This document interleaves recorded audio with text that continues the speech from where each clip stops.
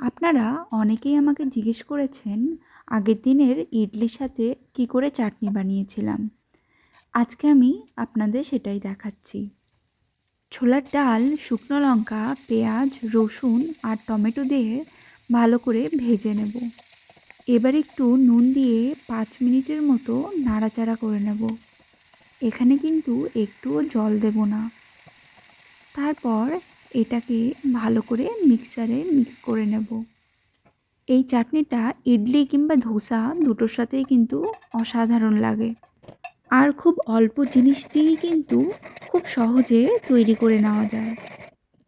ভালো করে মিক্স হয়ে গেলে এবার আমি একটা প্লেটে ঢেলে নিচ্ছি। এবার আমি সর্ষে গরম তেলের মধ্যে দিয়ে এই চাটনিটার ওপর দিয়ে দেব। চাটনি কিন্তু রেডি।